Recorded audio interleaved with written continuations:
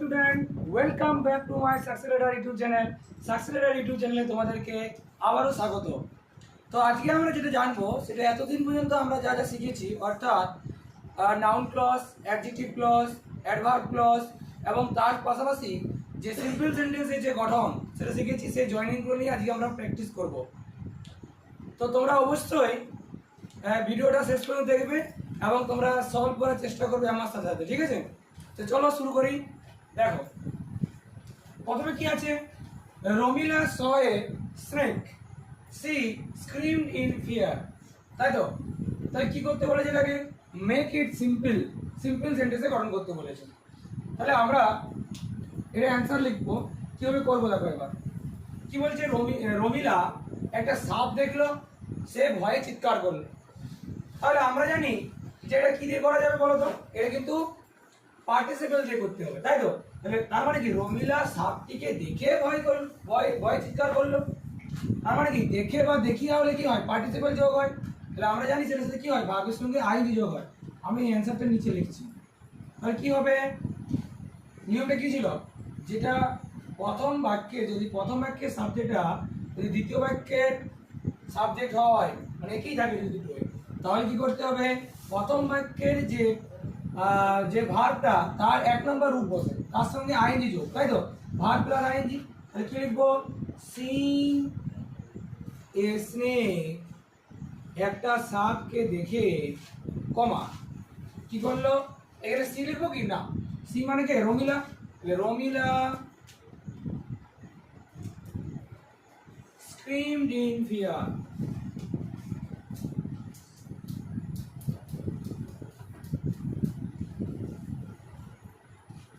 তার মানে কি, সাপটাকে দেখে রমিলা ভয়ে চিৎকার করলো।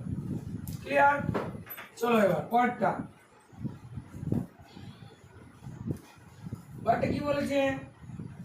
Every man has a skipper, he direct the team. প্রতিটা মানুষের একটা স্কিপার আছে, সে টিমটাকে কি করে? ডিরেক্ট করে। তাহলে কি হবে দেখো, এটা কিন্তু আমরা ফাইনাইটলি করবো। কিভাবে বলবো? Every man has a skipper. কি করার জন্য স্কিপার থাকে? ডিরেক্ট করার জন্য, তাই তো? To direct the team. আর মানে কি দাঁড়াচ্ছে তাহলে? যে প্রতিটা মানুষের একটা স্কিপার থাকে, কি করার জন্য? টিমটাকে ডিরেক্ট করার জন্য। তার মানে কি, এই স্কিপারটা কি করে? টিমটাকে ডিরেক্ট করে। এখানে দেখো, এখানে কিন্তু হি বলতে কে? হি বলতে স্কিপারটা। মানে প্রতিটা মানুষের একটা স্কিপার আছে, যে টিমটাকে কি করে? ডিরেক্ট করে। ঠিক আছে? এবার দেখো, আমরা চলে যাচ্ছি পরে।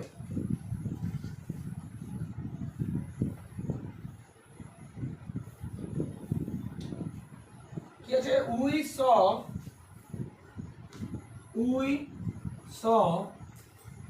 সাম girls. We saw some girls. They were dancing in the street.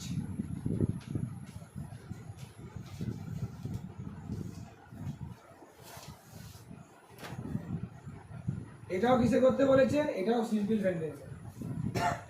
Make it simple sentence. Sorry.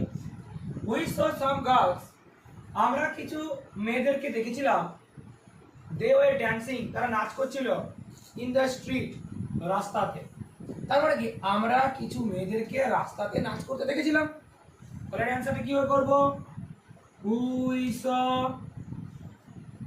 আমি কি বলেছিলাম? যখন ফ্রেজ থাকে, যদি শুধু ড্যান্সিং তাহলে অ্যান্সারটা হতো এরকম যে we saw some dancing girls, মানে আমরা কিছু নাচ করা মেয়েকে দেখেছিলাম। কিন্তু এখানে অনেক অতিরিক্ত বলা হয়েছে, তাই তো? যখন অতিরিক্ত কিছু বলা থাকে সেটা আমরা শেষে বসাই। আর কি লিখবো? We saw some girls dancing in the street.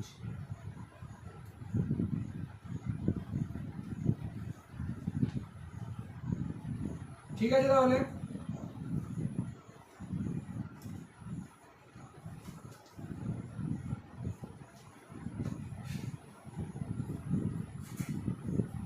এবারে আমরা একটা অন্য একটা এক্সাম্পল দিয়ে করি, তাই তো? দেখি পারি কিনা।